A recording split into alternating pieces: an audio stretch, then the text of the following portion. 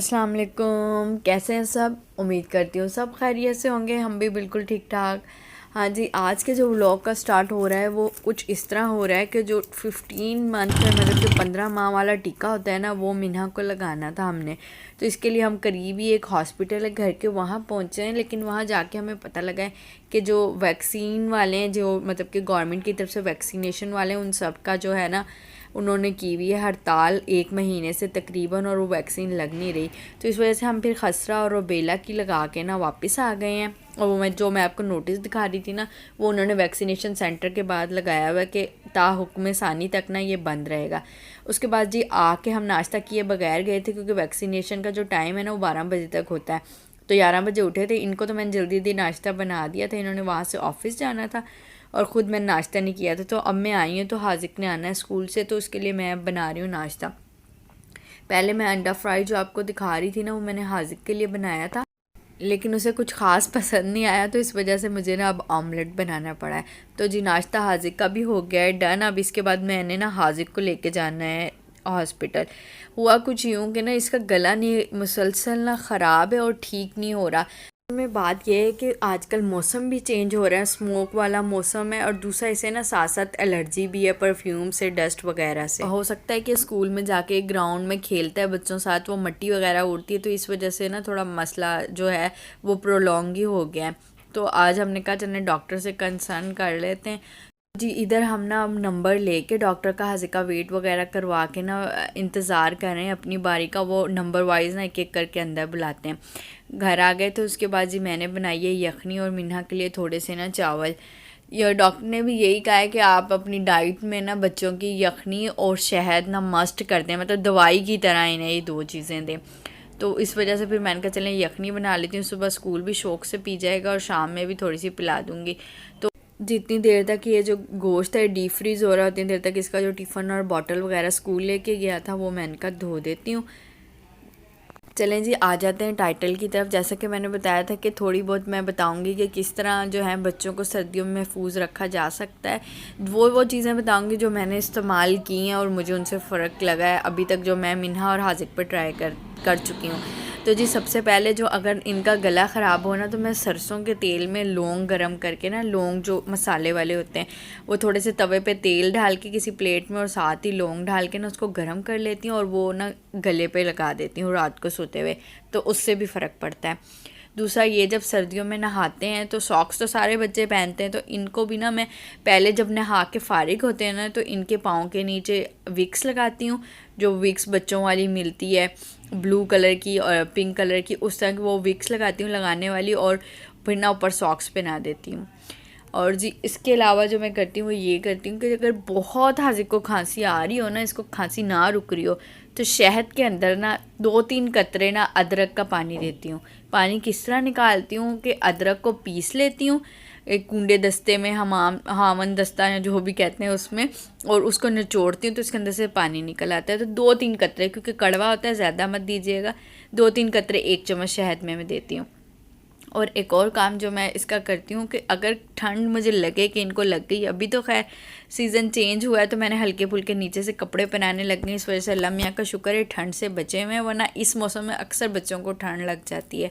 तो मैं क्या करती हूँ कि जैतून के तेल को गर्म करके और वो उनके सीने पे लगाती हूँ, और ऊपर जो है ना एक रुमाल वो भी आयरन से गर्म कर लेती हूँ और वो सीने पे बांध देती हूँ रुमाल, और सुबह उतार देती हूँ। हवा नहीं लगनी चाहिए। अगर आप ये जैतून का तेल गर्म करके गले पे या सीने पे लगा रहे हैं तो कोशिश ये करें कि पंखा ना चलाएं और ढक के रखें, बच्चे को कोई स्वेटर वगैरह पहना दें। अगर वो हीट प्रोवाइड करेगा तो उसी से वो ठीक होगा। और अगर जैतून के तेल वाली आप रेमेडी कर रहे हैं तो कोशिश करें हवा बिल्कुल ना लगे। जिस टाइम आप ये तेल लगाएं रात के टाइम लगाएं और बच्चे को कवर करके सुला दें कम ब्लैंकेट में, तो उससे बहुत रैपिड फ़र्क पड़ता है। इसको छोटे होते हाजिक को 1-2 दफ़ा ठंड लगी है और इससे ना मैंने ये आजमाया, बहुत अच्छा रहा है इसका ये। और दूसरा ये कि जैसे डॉक्टर ने भी कहा है उस तरह मैं भी हफ्ते में ना 1-2 दफ़ा इन दोनों को यखनी ज़रूर देती हूँ। और ये आप ऐसा काम करें कि जैसे ही अब ये मौसम चेंज हो रहा है, हमें लगता है कि अभी इतनी सर्दी नहीं आई, लेकिन ये मौसम ज़्यादा डेंजरस होता है, तो एक बॉडी सूट या एक जो हल्का फुल्का सा सूट, मतलब बनियान टाइप थोड़ा सा मोटा कपड़ा ना बच्चों को इनर की तौर पे पहना ही रखें, मतलब उतारें ना। भले आपको गर्मी थोड़ी सी भी लग रही है लेकिन उनको नहीं लगती, उनको पहना ही रखें। दूसरा ये कि अगर बच्चे की खांसी ना रुक रही हो, जैसे कि कभी गला ख़राब होता है, नींद में बच्चा बार बार उठता है, खांसता है, तो एक तो उसे ऊंचा तकिया दें। दूसरा ये करें कि सरसों का तेल गरम करके ना पाँव के जो तलवे होते हैं, पाँव का निचला हिस्सा उस पर लगा दें, और नाक में भी थोड़ा सा लगा दें। इससे ये था कि जो गले में खुश्की सी पैदा होती है ना, ये ख़त्म हो जाती है और बच्चा थोड़ा पुरसुकून हो जाता है। मैंने तो ये आज़माया है, आप लोग भी आज़माइएगा। उम्मीद करती हूँ ज़रूर आपको इसमें से कुछ ना कुछ काम की बात ना मिल जाएगी। उसके बाद जी, जैसे कि आपको पता है कि शादी का सीज़न चल रहा है, तकरीबन 1 महीना ही रह गए अब भाई की शादी में ना, तो काम फाइनल की तरफ जा रहे हैं। उस सिलसिले में सबसे पहले जो मैं आपने वीडियो में देखा, टेलर पास गई थी। ये हाजिक का टेलर है, हाजिक के 1-2 सूट सिलवाने थे, डिज़ाइन समझाने थे। उसके बाद मैंने मिन्हा की एक शर्ट पे थोड़ा सा काम कराना था, तो मोतियों वाली दुकान पे गई थी, वहाँ से कुछ चीज़ें परचेज़ की हैं। इसके बाद जी मैं हाजिक की एक बुक थी वो बाइंड करवाई है, और अब मैं आ गई हूँ दोबारा टेलर पास, कुछ डिज़ाइन पसंद करने थे। तकरीबन अपने 3-4 काम जो मुझे टेंशन दे रहे थे कि करने वो मैं करके जैसे ही घर पहुंची हूँ, तो ये मिट्ठू हाजिक ने खोला हुआ था। इसका ये पसंदीदा काम है, ये जाके फ्रिज पे ऊपर स्टेबलाइज़र के पास जाके बैठता है, या ये ना यहाँ इस तार से जाके ना लटक जाता है। तो जी इसके बाद तकरीबन रात के खाने का टाइम हो गया था, तो मैं रोटी बनाने लग गई हूँ, क्योंकि कोशिश यही होती है कि ना 10 बजे 10:30 बजे तक खाना खा लें, 11 बजे तक ऊपर चले जाएं, क्योंकि आधे घंटे तक ना इन्होंने ऊपर कमरे में भी खेलना होता है बच्चों ने, और फिर सुबह स्कूल भी जाना होता है। और दूसरा ये कि यहाँ 9:45 बजे लाइट जाती है, और उसके बाद ना कुछ भी चूल्हे पे काम नहीं हो सकता, मतलब कि इंतहाई कम गैस हो जाती है, कोई काम करना ना मुश्किल हो जाता है। लाइटर से तो आग लगती ही नहीं है ना उस टाइम, तो अगर आप लाइटर जलाओगे गैस ऑन करके तो बिल्कुल नहीं लगेगी। हाँ, अगर माचिस बहुत करीब करके बर्नर के करोगे तो शायद ना आग जल जाए, तो इतनी स्लो आग हो जाती है। तो इस वजह से कोशिश ये होती है कि 9:45 से पहले ना 9 सवा 9 बजे रोटी बन जाए हमारी।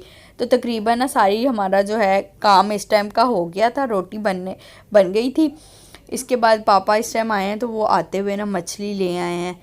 सर्दियों में आपको पता है कि मछली, हलवे, पराठे सुबह के टाइम, इस तरह की चीज़ें बड़ी बंदे को अच्छी लगती हैं। तो वो वापसी आते हुए ले आए हैं, जिसको ना एक पहले मैं छोटे बाउल में निकालने लगी थी, मुझे लगा था कि पीसीस वाली लाए हैं, लेकिन वो लाए बड़ी थी, लेकिन शायद बाइक पे लाए, इस वजह से वो टकरू के ना उसके हो तो पीस गए थे, लेकिन प्रॉपर पीस नहीं हुए थे। तो वो छोटे वाले डोंगे में आ नहीं रही थी, इसके लिए फिर मैंने बड़ा डोंगा पहले धोया। अब उसको मैं खुश्क वगैरह करके ना उसमें डाल दूंगी। इस बंदे की मछली की ये बात है कि ये पूरी फ्राई करता है, लेकिन आपको तोड़नी नहीं पड़ती, आराम से वो टूट जाती है। ऐसे कोई प्रॉपर पीस नहीं होते, लेकिन आप हाथ में पकड़ो या खाने के लिए उठाओ ना, तो अलग अलग आपको मिलेगी, और अच्छी क्रिस्पी अंदर तक ना बनी होती है। बहुत अच्छी है इसका टेस्ट है मछली का। आज जी उन्होंने जो दी है वो है ये ग्रीन चटनी, हरी चटनी, जो अक्सर बारबेक्यू के साथ भी सर्व होती है, तो ये मछली के साथ भी ना यही देता है।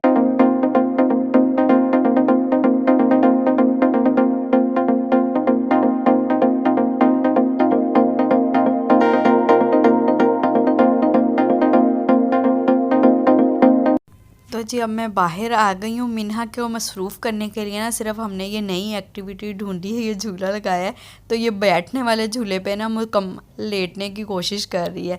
इसके साथ ही मुझे दीजिए इजाज़त, वीडियो को कर दीजिएगा लाइक, चैनल को सब्सक्राइब। मिलेंगे नेक्स्ट वीडियो में। अल्लाह हाफिज़।